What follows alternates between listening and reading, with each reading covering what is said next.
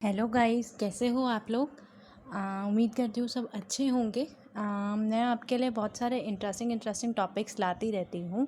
तो एक छोटी सी उम्मीद तो मैं आप लोगों से भी कर सकती हूँ कि आप लोग चैनल को सपोर्ट करेंगे। ठीक है, तो आज का टॉपिक रहेगा सब्सटैंटिव लॉ और प्रोसीजरल लॉ में क्या डिफरेंस है। तो इसको स्टार्ट करने से पहले प्लीज़ जो यहाँ पे आपको स्क्रीन शो हो रही है उसको पढ़ने की बजाय 5 मिनट आप मेरा अगर सुन लेंगे तो वो आपको मैं लास्ट में रीड करा दूँगी। प्लीज़ कंसंट्रेशन से पहले मेरी बात सुनेंगे, ठीक है। देखो, जब भी हम कोई एक्ट या फिर कोई लॉ जब हम पढ़ते हैं, ठीक है, कोई भी आप एक्ट पढ़ेंगे तो आपको एक्ट या कोड पढ़ते समय एक वर्ड दिखेगा, जिससे कि आप जब पढ़ेंगे कंपनीज एक्ट या फिर कोई भी एक्ट पढ़ेंगे तो आपको लिखा मिलेगा this act is a substantive law या this act is a procedural law. क्या आपने कभी उस पर ध्यान दिया है क्या कि सब्सटैंटिव लॉ क्यों लिखा है या प्रोसीजरल लॉ क्यों लिखा है, या ऐसे ही जस्ट बेयर लाइन आपने रीड करी है? तो दोनों में फ़र्क होता है, ठीक है। सब्सटैंटिव लॉ, इसका एग्जाम्पल देके मैं आपको समझाती हूँ। जैसे देखो, जब आप छोटे होते थे, आप स्कूल जाते थे, तो स्कूल में क्या होता था, एनुअल फंक्शंस होते थे, ठीक है। एनुअल फंक्शन होते थे मतलब कि कोई इवेंट होना है।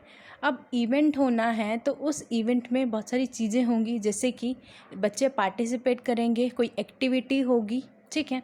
अगर उसमें कोई वो लोग फ़ीस रखेंगे या चार्जेस रखेंगे तो वो इन्वॉल्व रहेगा, या फिर अगर उसमें कोई सर्टिफिकेट डिस्ट्रीब्यूट होने हैं तो वो एक पार्ट रहेगा।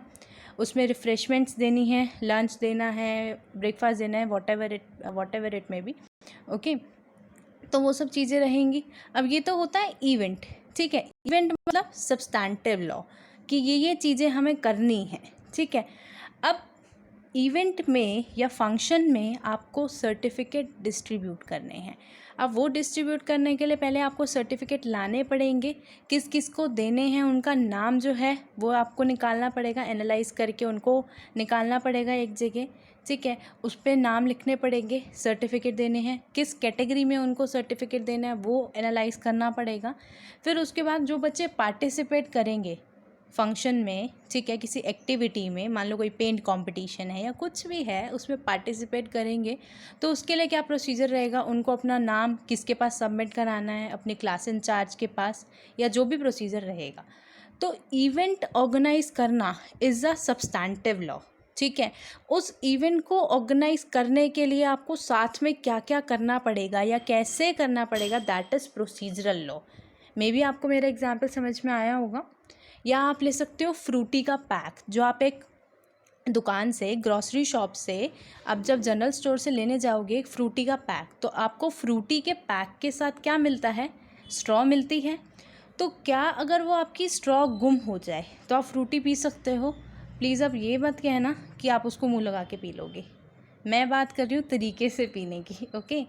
तो उसको पीने के लिए आपको स्ट्रॉ चाहिए, तो आपके पास फ्रूटी है, स्ट्रॉ नहीं है, तो वो पर्पस नहीं फुलफ़िल होगा। और आपके पास सिर्फ स्ट्रॉ है तो वो तो बिल्कुल ही कुछ काम नहीं आएगी। ये मत कहना घर जाके उससे कुछ और पी लेंगे, पानी पी लेंगे, वॉटेवर, ठीक है, वो भी गलत है। तो आपको दोनों चीज़ साथ चाहिए। सब्सटैंटिव लॉ मतलब कि क्या क्या करना है वो सब लिखा होगा, प्रोसीजरल लॉ कैसे करना है उसको, वो सब चीज़ें उसमें मेंशन होंगी।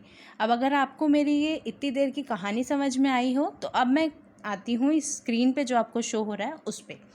सब्सटैंटिव लॉ का मतलब होता है deals with those areas of law which establish the rights and obligation of individuals what individual may और मे नॉट डू। मतलब कि इसमें लिखा होता है पूरे राइट्स एंड ऑब्लिगेशन की क्या क्या है, कैसे एक इंडिविजुअल को क्या करना चाहिए और क्या नहीं करना चाहिए। अगर आप दूसरे हाथ पे देखेंगे प्रोसीजरल लॉ, तो ये डील करता है वेज एंड मीन्स से बाय विच, जिसके थ्रू सब्सटैंटिव लॉ है जो इन्फोर्स में आएगा। देखो, अगर सब्सटैंटिव लॉ में लिखा है कि हमें कोई फॉर्म फाइल करना है और लिखा है कि वो फॉर्म हम किस में बताएंगे, कैसे फाइल करना है, वो हम प्रोसीजर में बताएंगे। अगर प्रोसीजर ही ना दिया गया हो तो क्या सब्सटैंटिव लॉ को आप फोर्स में ला सकते हो? फोर्स में कैसे लाओगे जब आपको पता ही नहीं होगा कौन सा फॉर्म फाइल करना है, कहाँ करना है, कैसे करना है, कौन से पोर्टल पे करना है या कौन सी अथॉरिटी को करना है, तो वो मीनिंगलेस हो जाएगा।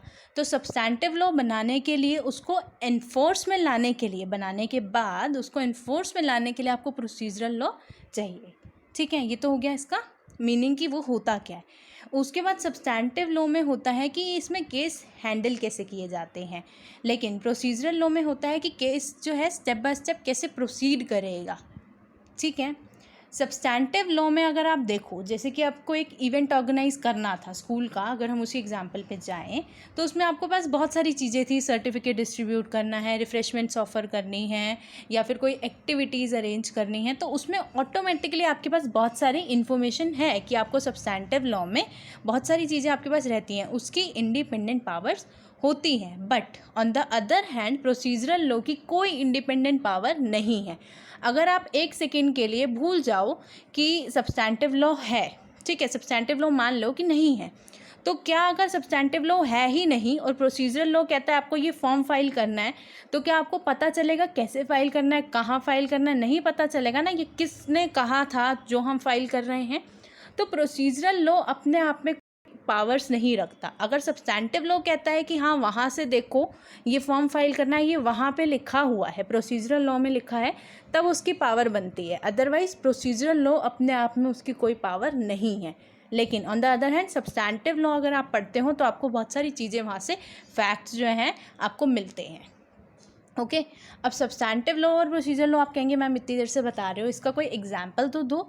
तो इसका एग्जाम्पल है, सब्सटैंटिव लॉ के एग्जाम्पल में आप दे सकते हैं आईपीसी, इंडियन पीनल कोड 1860। देखो, मैंने मर्डर किया, ठीक है, मर्डर करना इज़ राइट और रॉन्ग, सही है या गलत है या ऑफेंस है, ये मुझे बताएगा मेरा इंडियन पीनल कोड।